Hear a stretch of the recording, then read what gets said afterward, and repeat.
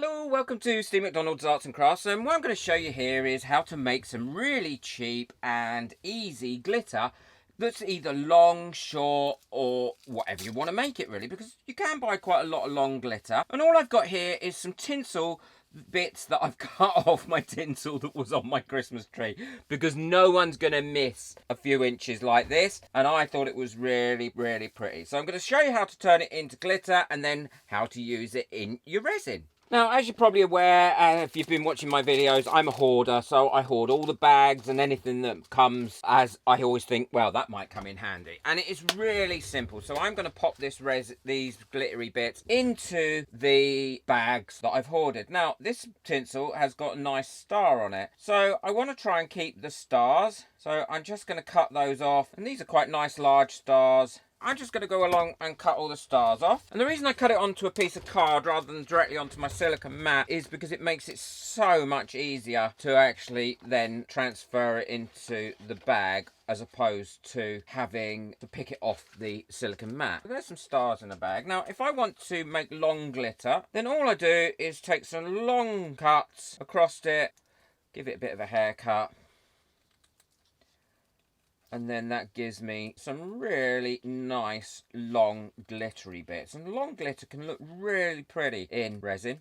And I won't chuck away these short bits once they've been trimmed, because then I can use them in decorations next year. Now we've got some long glitter that we can then pop in a bag. And then obviously we've got different colours. I'll make some long glitter out of that. And there's some silver stars on that one, which I shall take out. And then we've got this mixture of both chunky and thinner stuff. And you can either make really short bits with it, or again, you can make some longer bits or some medium length bits. But all these bits go really well in your resin, and you know, it's hard to get this sort of glitter, and if you do, then you have to buy lots of different pots and bits and pieces to get everything that you want. So at Christmas, when you're thinking about buying your tinsel, or in the sales when they're selling it off for next to nothing, just think to yourself, actually, do you know what, I could cut that up and turn that into some great glitter. Right, so there we go. I'm going to carry on and do this, and then I'm going to do a little project with all these different size glitters in it for you to see. Well, I've got 4 bags now of glitter, and there's quite a lot in there, and I've still got a full pot of these bits as well that I can use or cut up for more glitter. What I'm going to do is I'm just going to quickly show you how well it looks and how great it looks in a resin piece. I'm going to make some paperweights, I think. I've got my molds ready, and I've cleaned them out, and I've given them a quick spray of mold release, as I always do with all my molds, because it does prolong the life of your molds. And now I'm ready just to mix up my resin and pop in my different types of glitter. Now what I will do is, once I've mixed up the resin, I will let it sit and thicken up for probably about 15 minutes before I pour it, because that way the glitter will stay suspended throughout and give you a good effect.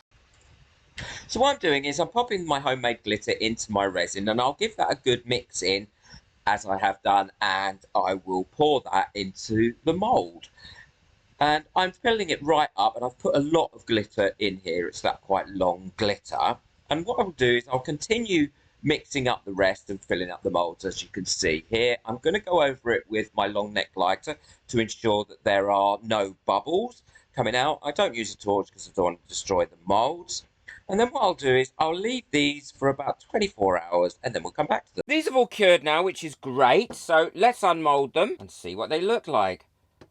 I really like the way, now the colour has come off that one a little bit, but actually I quite like the mixture of the colour, and the colour that's come off it has been absorbed into the actual resin itself, so it's given it a really nice amber colour, and it gives it, I think, a nice finish seeing the longer bits of glitter in there. And I would just dome that top now and have that as the bottom, dome that as the top, and that would make a nice paperweight. So this is the bigger chunks of silver one. And again, I think that has come out really beautiful. It just makes such a difference having different sizes of glitter, and glitter can be quite expensive, and this way really it didn't cost me anything. I should have waited for the resin to thicken up a little bit longer, but I am so impatient. And the stars have also come out really well, and again I would dome that top so there was no rough edges on it where the resin has shrunk a little bit, and have that as a paperweight. I think the dark red one has also come out really nicely, and again